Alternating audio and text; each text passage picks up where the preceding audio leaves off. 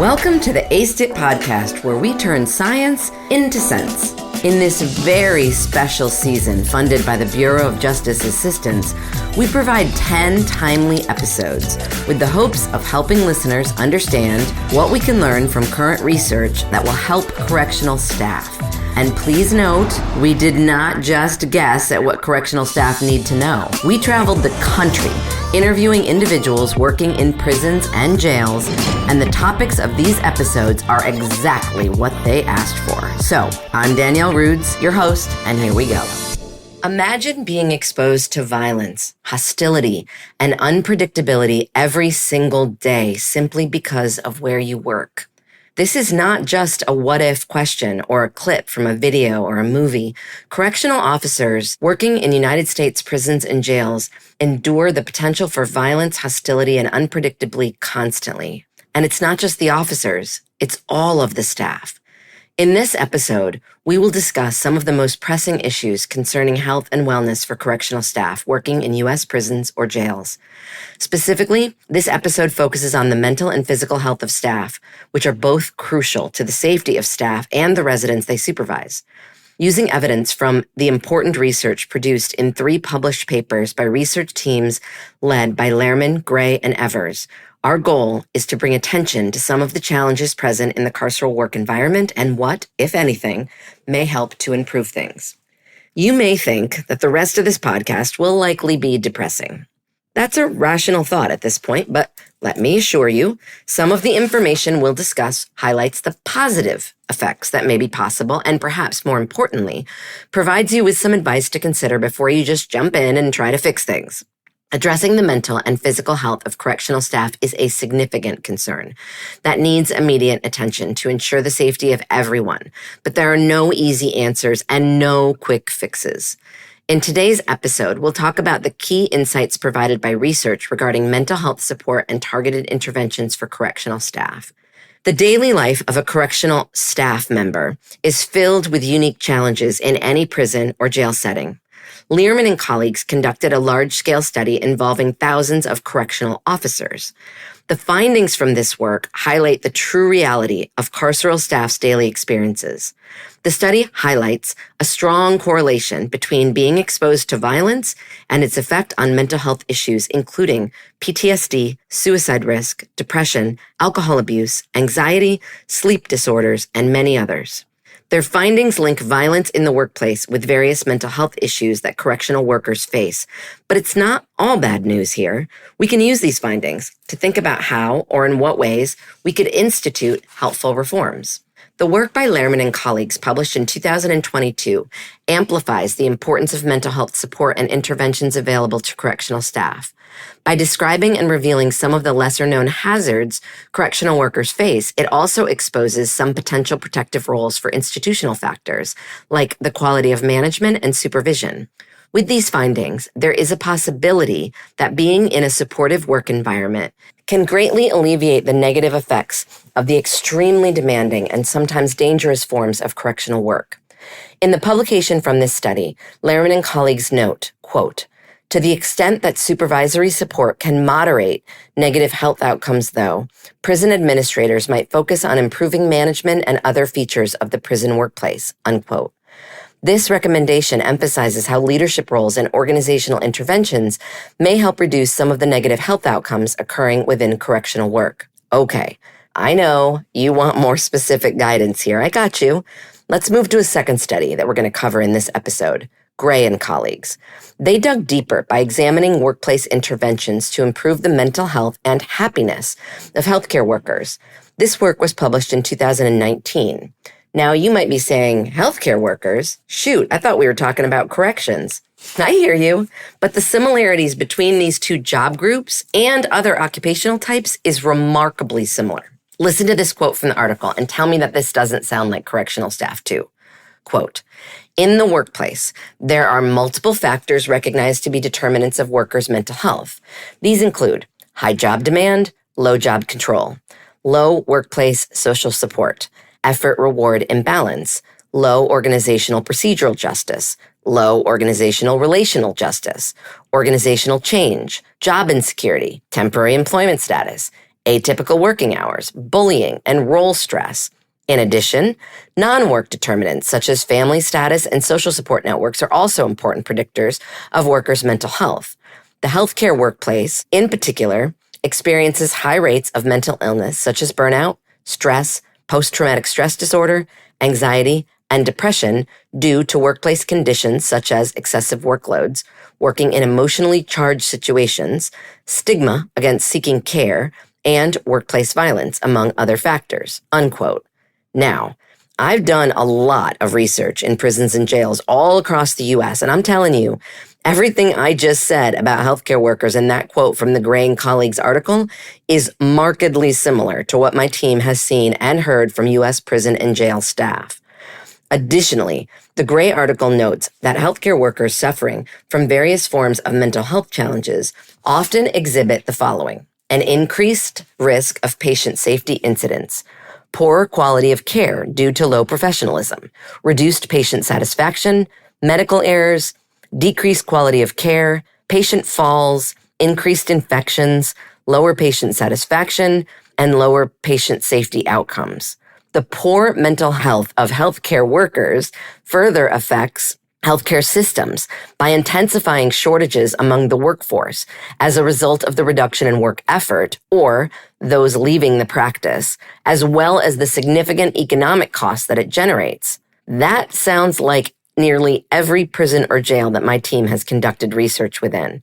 Gray and colleagues present what they call, quote, a realist review, unquote, which includes an examination of 60 published articles that discussed healthcare workers' interventions within the workplace and mental health.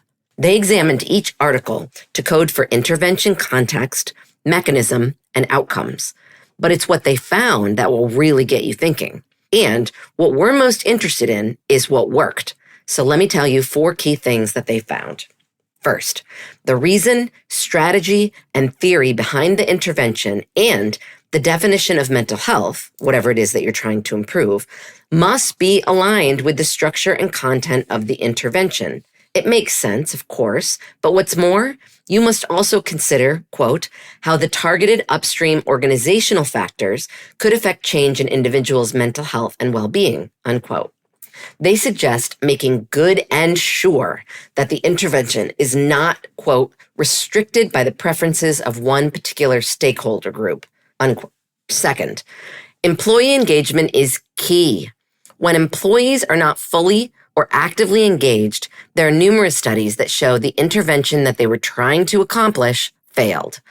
Gray and colleagues point out that the psychosocial safety climate, or PSC, a construct that encompasses the policies, practices, and procedures that protect the psychological health and safety of workers, are both very important, both for workers' perceptions of safety and their mental health. They also note that workplace culture can affect outcomes. To overcome this, Gray and colleagues suggest what they refer to as a, quote, culture of health, unquote, whereby the workplace is designed or redesigned around health in ways that it is physically, emotionally, and socially supportive, and so that workers get health-related support from and at every level. This includes leadership, middle management, and coworkers. Third, mental health in the workplace is a complex problem, making it difficult sometimes for organizations to even figure out where to start. But don't panic, it can be done. One way is to understand your workers. They are diverse broadly, and they're diverse within groups. A one-size-fits-all approach for improving health and wellness in the workplace will likely fail. Finally, it is not just about implementing, it is also about maintaining and sustaining interventions to improve health among workers, and maintaining and sustaining must be a primary goal. Lots of studies show short-term effects of these types of health and wellness interventions, but they tend to fall apart over a longer period. Gray and colleagues suggest focusing on incremental changes when designing health and wellness interventions within a more broad-scale, overall change strategy. In this way, you can celebrate small changes like wins along the way and build toward a more overall sense of improvement, an improvement that lasts. So the takeaway point here is that planning for interventions is equally, if not more important than the actual intervention itself, if you hope to both see and sustain positive changes to health and well-being among workers. And simple fixes like changing workplace schedules, for example, may not be the answer you're looking for. A Cochrane systematic review in 2015 showed low-quality evidence that these types of changes reduce stress in the workplace. So, if you're thinking of trying to improve the health and wellness of a correctional workforce, or if you work in corrections and your agency is doing this, here is the major thing to think about. They, or you, must dig deeper, get creative, and build the intervention step by step with your workers if you want to help your workers. Finally, the third study we feature in this episode adds to our conversation about interventions for improving the health and well-being of correctional staff, but specifically focuses on the importance of studying these interventions to determine what, if any, outcomes we are getting from our efforts. For this article, published in 2020, Evers and colleagues reviewed the well-being interventions offered to correctional officers over a 27-year period, from 1986 to 2013. Like the Lehrman study, this research shed light on the stressful environment that correctional officers have to work within. And, like the Gray study, the research focuses on health and wellness interventions. But what is profound here is that we still know so little about what works, largely because many existing studies have not been rigorous enough or have not examined the right things. Evers and colleagues note that to date, most well-being intervention programs for correctional officers, quote, do not significantly improve officer well-being, specifically in terms of stress and psychopathology, unquote. They find that the studies so far have had a few major issues. One, no strong theoretical model for the intervention, and or the agency used an intervention that was designed for workers outside of a carceral environment. Two, none of the interventions included a planning phase where the correctional agency collected pre-implementation data to make comparisons against later. And three, several intervention studies used too few or too many measures and did not adequately examine internal validity factors. Those are other things outside of the intervention that may have impacted the outcomes. Because of these challenges, we don't actually know what works. But we do know that if we're going to try to implement health and well-being interventions and or programs in prisons or jails for correctional staff, we need to take very good care that we are doing it rigorously, thoughtfully, and in a way that is theoretically grounded to the existing science. Wait, I know what you're thinking. Thank you, Danielle, for basically telling us nothing. I hear you, but did you hear me? There are some positives here. After looking at these three studies, we can safely say that there is a consistent theme. Correctional agencies need a comprehensive approach to helping solve the mental and physical health challenges all correctional staff face. This means identifying and understanding the issues and actively including correctional officers or other line-level staff in the development of any and all interventions. With the assistance of correctional staff, we can create a supportive environment that recognizes the challenges of their job while also providing them with the resources and support that they require to maintain their well-being. A call to action is required for mental health support, workplace interventions, and an overall better understanding of the issues that correctional staff face in the United States. Whew. One good idea, if you work in corrections and face staffing or budgetary issues, is to work with local researchers at think tanks or universities. Partner with them to design a study to find out exactly what your staff are facing. Don't just guess based on what you've heard and or what you personally have experienced. Then, assemble a team of researchers and correctional staff to design a theoretically grounded intervention to help improve the chosen health and wellness outcomes. But don't stop there. Work with your research partners to design a robust implementation plan and continue working with them to rigorously study both the implementation process and the subsequent outcomes. And keep studying, keep improving, and don't give up hope. It's not just about those early outcomes. It's about making them last so that your correctional workforce sees an improvement in their health and wellness, and any new staff that you hire won't suffer. But instead, they will enter a workplace environment that shows how it cares about them and keeps working to ensure that they stay healthy. And if you're worried about where you'll come up with the money for the intervention and or the study of it, fear not.